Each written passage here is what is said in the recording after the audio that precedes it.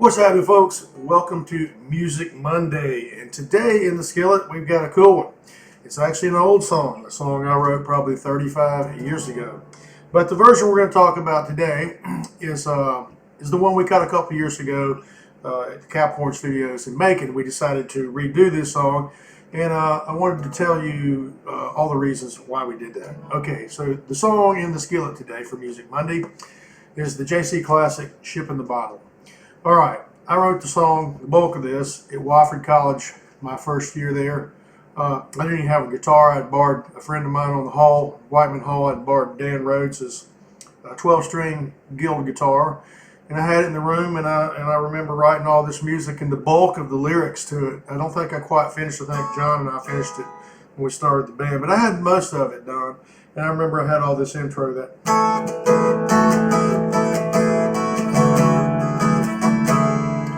Had all that part done, and there was another little interlude piece that you hear on this newer version.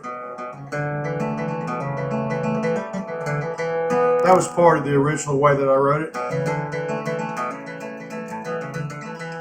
All right, so the reason we decided to recut this song, I want to dive into this one because it's when we first recorded that song on Cemeteries and Junkyards on the first record.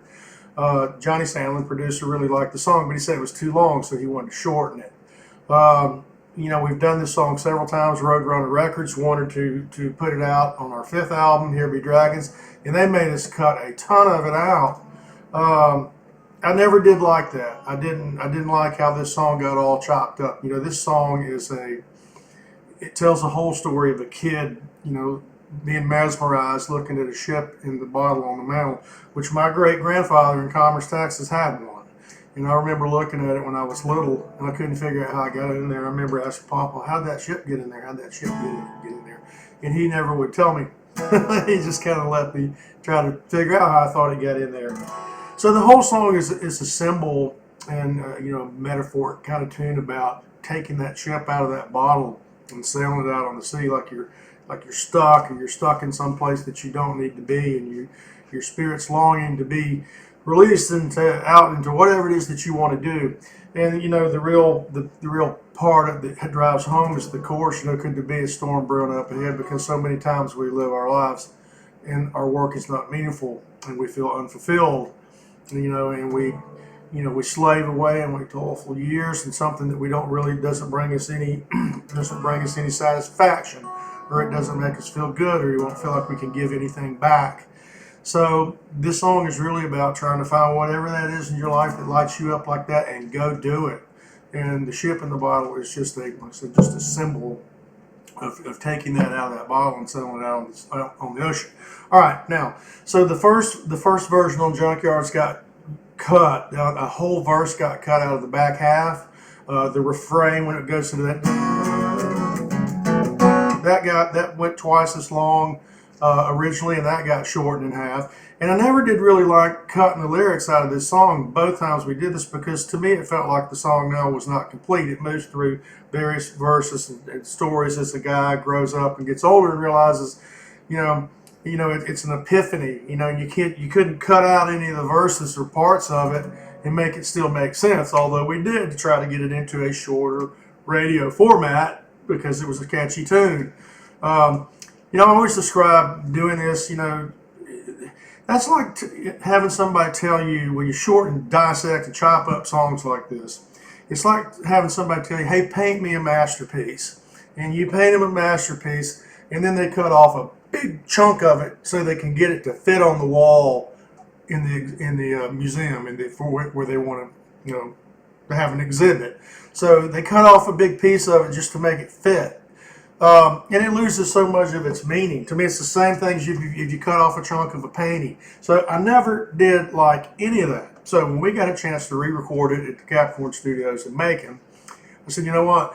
We're going to do the song, but we're going to do it how I originally wrote it, with all the verses in it, the refrain back on the bridge, and even that little intro piece at the middle. Now, Meyer kind of came up with that breakdown before the last verse.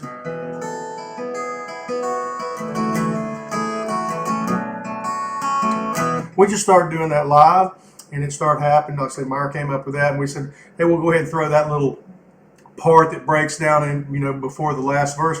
It really set that whole section up, because that last verse is really the most important one about, take that dream on the mantelpiece and sail it on the sea. All right, now you notice on this new version it says FTL.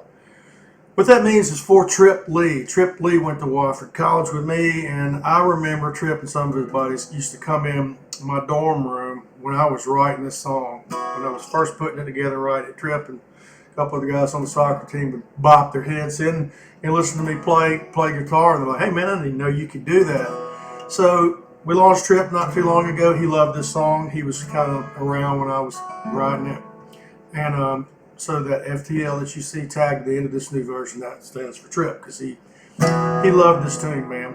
So that's kind of why we recut it. It wasn't to do anything new or push it or promote it. It was simply to cut it the way that I actually wrote it, without any of the verses being left out. And I think it came out pretty good. Sure, it's a little longer, but most of these songs are. We're not really a 4-minute pop band.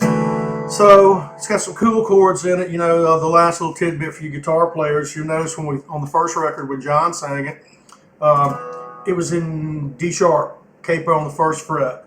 For me singing it when I did it, I moved it up to the second fret, so that's actually an E, so it's in the key of E, which is just a little easier for me to sing where my voice is. Love some of the chords in it. It's still a great song. It's amazing how after 35 years this one has stood the test of time. It's still highly relatable. I think anybody can plug themselves right into the middle of this song and say, I have totally felt like that before, and I'm going to do something about it. And there you go, man. That's what's in the skillet for Music Monday. It's a JC classic. I really enjoyed how this one has stood up for over all these years. And we still love playing it, and we do all the time. And as Paul Harvey would say, now you know the rest of the story. Ship and bottle.